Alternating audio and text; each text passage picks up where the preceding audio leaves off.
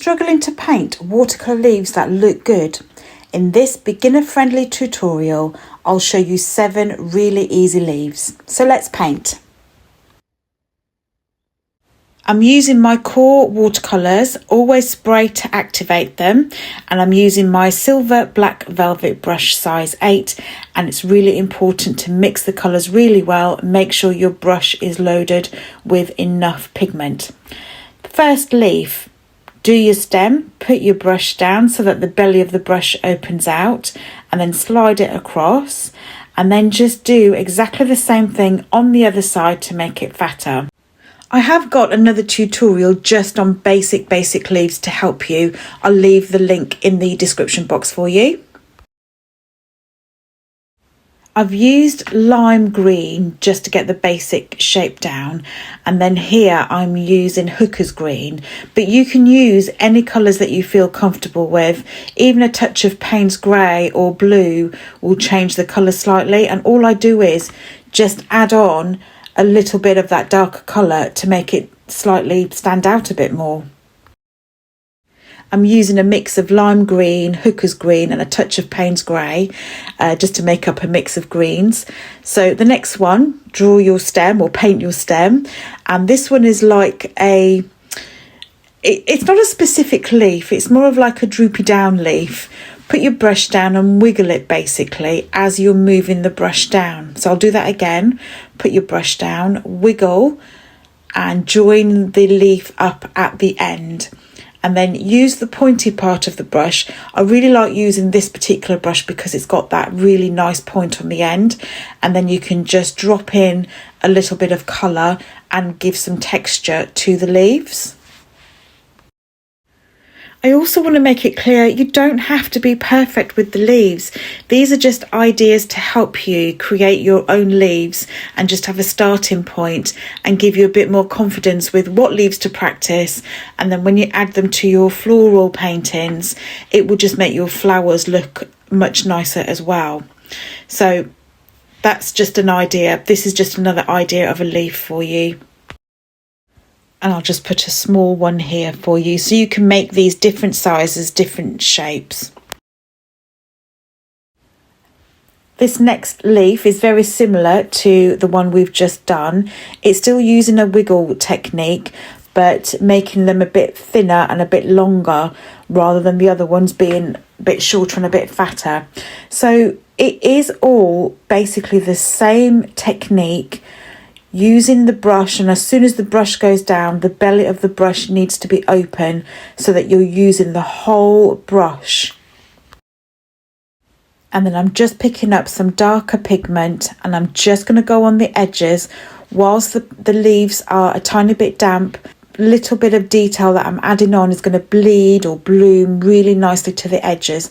I'm not using loads of water, I'm just using a touch of water, and just a little bit of detail is added onto those leaves. If you are a beginner, you can 100% do these leaves. I'm adding some lemon yellow into that green, and we're going to draw, I keep saying drawing, we're going to paint the stem first. We're basically going to follow that stem round and just colour it in. And as I'm colouring it in and following the stem round, I'm naturally creating a leaf shape, using the shape of your brush or the tip of your brush to gently create that leaf shape. And then all we're going to do whilst the leaf is still wet, just drop in another colour and just add those veins in. Because the leaf is not too wet, it is damp / wet, the green that I'm adding on is going to bleed slightly but not all over. And that's how you can create these little veins naturally. I hope that makes sense. Feel free to practice as much as you need to. So the way I've learnt all this is by practicing with my brush, playing around with what natural shapes the brush can make and what I can do to tweak the shapes slightly to then develop them into a leaf, or at least something that resembles a leaf. I've got my brush at an angle and I'm just using the edge of the brush. I hope you can see that. I'm not sure if you can, but have a play around with the brush that you've got, and as long as it's got a point, you can create this. But if you've got a different brush, play about with it, see what that does. The leaf that I've made here is a tiny bit damp again, and I'm adding in the veins. This time I've gone in with a darker colour. Centre of the leaf has got the line that represents the vein, and I've used the same technique as the other one, but just slightly darker, so you've got the lighter colour still coming through. Let's just do one more of these in the centre. So I've got my brush at a tiny bit of an angle to create a natural shape, and then I'm just going to make it look like a leaf a bit more. And then it just looks like a leaf. I hope that makes sense, I really do. And then I'm just going to drop in some colour, and that will create a natural texture, and just to give it a different look. And you can drop in different colours if you'd like to. So let's grab some more colour and do leaf number 5. Similar technique, but keep your brush down on the paper and use that pointy bit to not make a pointy bit on the leaf. So we're going to make it rounded. So brush down, the belly of the brush opens up, and instead of lifting your brush up at the end, just curve it round to create those nice curvy edges of the leaf instead of the pointy bit of the leaf. So just use your brush a little bit differently, and you get those rounded edges this time rather than the pointy bit. That's a good one to practice, because you need to have enough pigment, enough paint and enough water on your brush to create that roundness. I'm so sorry this one is right at the bottom of the page and I didn't move the page up, but some little bit of foliage for you to practice. So using the tippy point of your brush, oh there we go, I've moved it up for you now. Using the tippy pointy bit of your brush, very lightly practice the lines, and this also goes well with flowers, or if you need to use it as a filler and you're not quite sure what to put. You can use a smaller brush as well if you haven't got this particular brush and you've got a different one, and this is a really good one to practice as well, because you don't want to go in too heavy-handed with your brush. And I've just picked a slightly darker colour just to go into the centre of these leaves, just to give it a bit of texture, a bit of depth, and to add some colour to it as well. I forgot to say earlier as well, this paper is still 300 grams GSM or 300 GSM. It's not 100% cotton paper, or it doesn't actually say it.